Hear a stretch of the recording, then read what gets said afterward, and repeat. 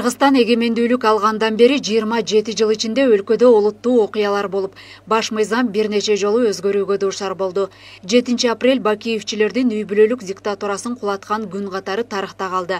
Андан бери тарыхчылар бул күнгө баа берип келатканы менен дагы деле толук иликтөөлөр аягына чыга элек. Эки бийлик, мына мыйзам чыгаруу, аткаруу бийлиги мындай бир багытка жакшы жолго түшкөнү менен бизде үчүнчү бийликте бир топ мындай бир дагы эле болсо кыйынчылыктар бар бул жерде. Челенчке маселелер бар.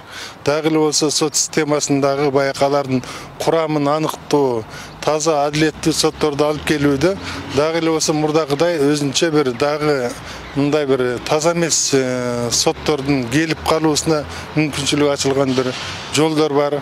Жанакы колунда каражаты жок, ошо адилеттүү сот болом дегендер дагы эле болсо адилеттүү сотко, ошо сот бийлигине аралаша албайт.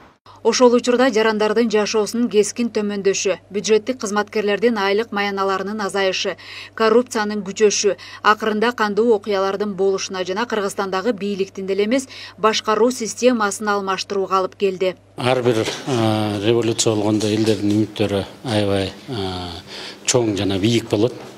Ошонун баары турмушка ашты деп айтуудан алысмын, бирок туура жолду тандап алдык деп атам.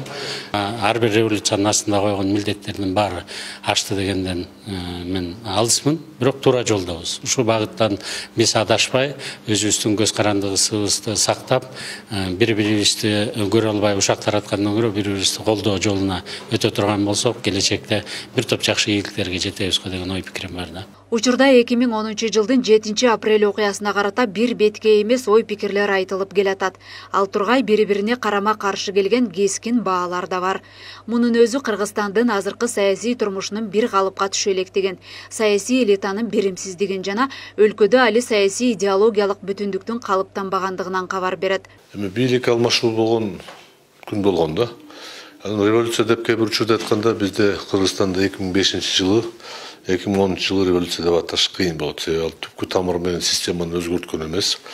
Бийлик алмашты, мурунку президенттер качып кетишти, алардын ордуна башка бир топ жарандар келип башкарып калдыга. Мен ал революцияны уюштуруучулардан азабын мен өзүм деле тарттым. Май айында Жогорку Кеңештин төрагасы болуп шайланганымда камакка отурушуп 2 жумадан кийин 1 жылга жакын сот болгон. Эми ошондой болсо деле бул жерде таарынычта эмес. Мен ойлоп атам, апрель күндөрү ошол болгон ызычуу тополоңдо аянтка чыккан миңдеген адамдардын үмүттөрү башкача болчу да. Алардын үмүттөрү турмушубуз оңолуп кетет, жашообуз жакшы болуп калат, элибиз кичине тынчыраак болуп калат деген максат менен чыгышкан болчу.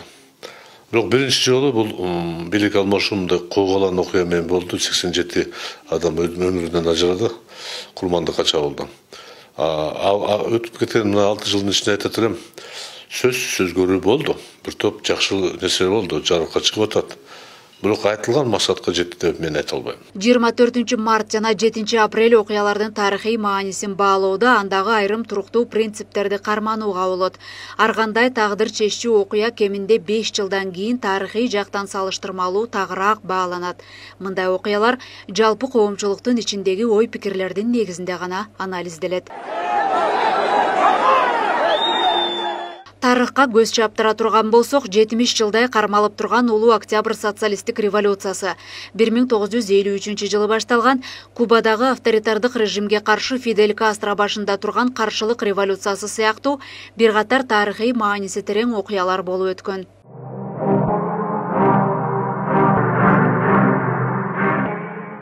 2010 жылы 7 апрелде башталган жаңы этап 2005 жылгы Кыргызстандын жалпы суверендүүлүгү үчүн күрөштүн уландысы катары саналып келет.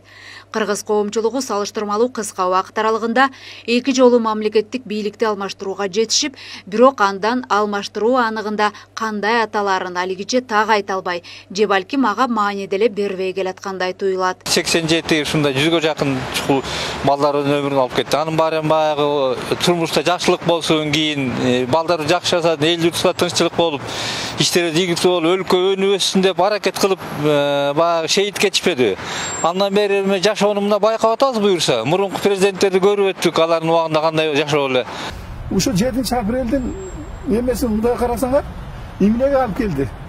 Бул өлкөнү саясий куугунтуктардын өлкөсүнө айландырып койду. Bunu kantip şaşırasın.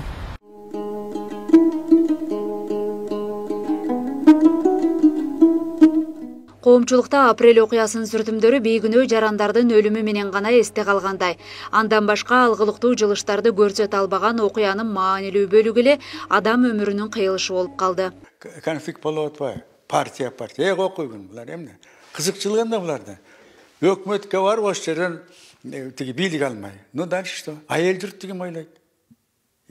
Ошонун бардыгын эл журтубуз ыйлап атпайбы? Мен жанагы 100 бала эмне татнака балдар түштүктө ана могу балдарды көргөн сайын ыйлайм да. Эмне болуп кетти? Эмне максат менен бар? Ким алып барды буларды? Окуяга кай тараптан баа берилбесин, баары бир мунун ишке ашуусуна ошол кездеги элдин социалдык абалы түздөн-түз таасирин тийгизген. Бул окуялардын жыл өткөн сайын жаңы жактары ачылып, убакытка жараша эл өз баасын берет. Аягында бир бүтүмгө келген маңызы гана окуянын тарыхта канчалык орду бар экендигине себепкер болор.